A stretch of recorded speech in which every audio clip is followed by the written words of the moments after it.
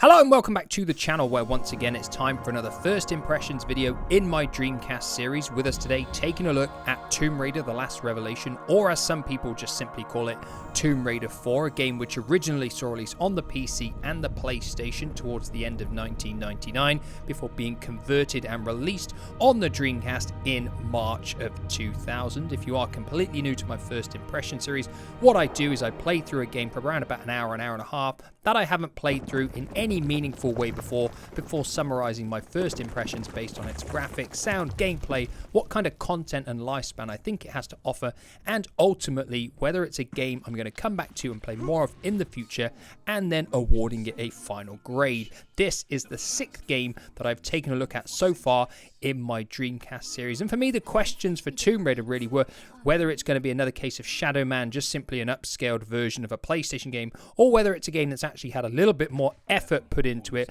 to take advantage of what the Dreamcast had to offer. Await the unwary. You must stay close and follow my instruction. So once you hit the main menu, you'll see you've got a choice of new game, load game, and options. Options are very limited here. You've simply got sound volume, music volume, audio settings, whether you want stereo or mono, and then choosing whether you want to control Lara primarily with the D-pad or the analog stick. You've also got a gallery feature where you can view artwork that you can unlock from playing the game. So like always, I'm going to start with visuals first, and once I've been playing the game for a few minutes, I quickly realised what I was in for here, just simply a case of an upscaled, sharper, clearer looking version of the PlayStation 1 game, and that really is all we've got on offer here. The character models don't look as good as a game like Headhunter that we looked at previously, which was built from the ground up. They're a little bit blocky when you get close up to the characters, and overall the game just doesn't feel like it takes advantage of the Dreamcast's capabilities. It's something very similar actually to what I said to Shadow Man a few weeks back. There are some nice lighting effects in place in some of the areas that I saw within my time playing it. Definitely much better than anything you could have seen if this game had come out on the Sega Saturn. Obviously all of the textures are of a better quality than you would have got on the PlayStation as well. It's by no means a terrible looking game. I just don't think it looks as good as it could have done if it was actually designed and made from the ground up for the Dreamcast. But I guess by the year 2000 it was clear that the Dreamcast wasn't going to be as successful as Sega wanted, and basically they were just getting any games that they could, and a lot of them were simply upscaled PlayStation or Nintendo 64 games. In terms of the performance, I actually felt it wasn't as good as I thought it would be. I didn't quite feel the game was as smooth running as it should be in places. There's a few little graphical glitches too here and there, sort of Lara's feet going through steps and stuff that shouldn't really be in the Dreamcast version, I don't think anyway, if they'd put a little bit more time into programming the game as well as they could have done. So I feel overall in terms of visuals and performance, Tomb Raider 4 on the Dreamcast isn't that great. Good. Now press forward. Climb up. So moving on to the sound effects and music next, and one thing that for me all of the older Tomb Raider games did really well was create a great sense of atmosphere within all of the levels that you'd explore. The timing of the music for when it would play, when there's danger lurking or something important is about to happen, it was always put into place really, really well, and I don't think it's any different here in Tomb Raider 4. I think, certainly from what I've played at least anyway, it's got a good sense of atmosphere, and the music is all timed really well as well. Now in terms of the voice acting, I don't think it seems that good to start with. The young Lara that you play through at the start of the game comes across as quite arrogant and doesn't sound very fluid in the way that she speaks. I genuinely don't like her voice acting at all. Her explorer friend as well isn't particularly well voiced either, so this is a bit of a downside in all fairness. I didn't think the sound effects for certainly Lara's guns at least anyway were that good. They don't sound the same as some of the older Tomb Raider games, and I don't actually think they sound as good. Other than that, everything else sounds okay in all fairness. I didn't really get to experience much music though playing through the game, so what I actually did was go online and listen to some more of the music within the game so that I could give you some samples of it now.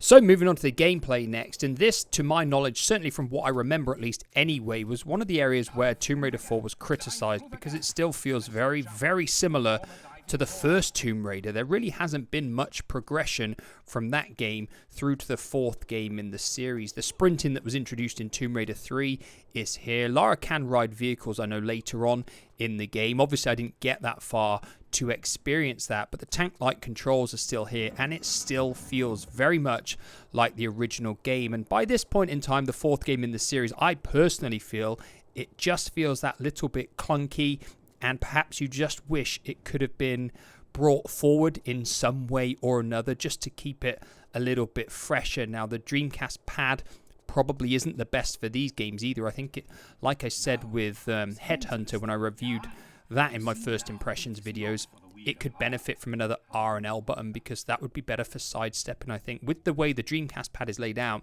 you either move Lara with the analog or the D-pad, and then whichever one you don't use for movement, you use for sidesteps and then pacing forwards and backwards. It does work, but it does take a little bit of time getting used to, I feel, if you're coming from the PlayStation layout, really.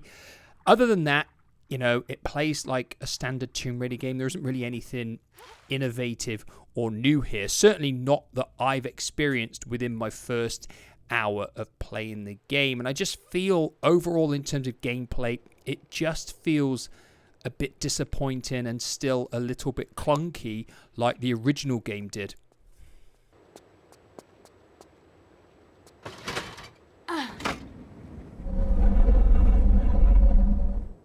Now, moving on to content and lifespan, and I'll be honest, I had absolutely no idea how many levels were in Tomb Raider 4 or how long it would take to play through at all. My standard guess with a game like this would be around 10 hours and maybe 20 levels or so, and I actually looked it up afterwards, and there are 35 levels within Tomb Raider 4, and it will take around 12 to 15 hours to play just through the main story. If you wanted to collect every single item, apparently it may take up to 20 hours to play through, so there is undoubtedly a lot of content here with 35 levels and quite a lot of lifespan as well. So actually the game seems to be pretty strong in this area.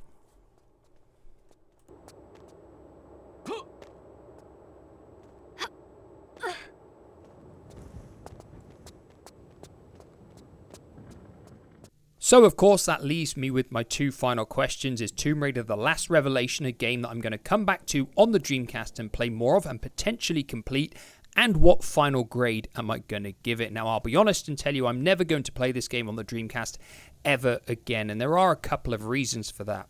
Firstly, any game that requires the D-pad for any major input in a game is a game I'm probably not going to enjoy much because I don't like the Dreamcast D-pad. Why they went from such a great design on the Saturn to such a poor design for a D-pad on the Dreamcast, I will never know. And the second reason is simply because this game is coming out in physical format in a triple pack with Tomb Raider 5 and Tomb Raider 6 on the current gen systems in September, and I will be picking that up on the PlayStation 4 to go with the original trilogy that I bought when that came out, and I will probably play through it on the PS4 with more modern controls, as I feel it will probably just simply be more enjoyable to play in that way. Now, in terms of a final grade, it is going to get a pretty uninspiring D, simply because it doesn't really bring anything new to the table, I feel, and it's just another upscaled PlayStation 1 game. So a D is what it gets because it's just simply not really new in any way. Now, of course, these are just my thoughts and my thoughts alone. I'm always interested, like I say, in hearing everybody else's opinions on all of the games I cover in my first impression games and all of my reviews. Did anybody out there buy Tomb Raider 4 on the Dreamcast and feel it was worth the wait over the PlayStation 1 game? Obviously, it came out several months after the original PlayStation game. For me, I simply don't think it's worth it. It's basically just the same game. It just looks better, and that really is the only difference. So let me know your thoughts down below, and like always, I'll be back with another first impressions video in the near future. Goodbye for now.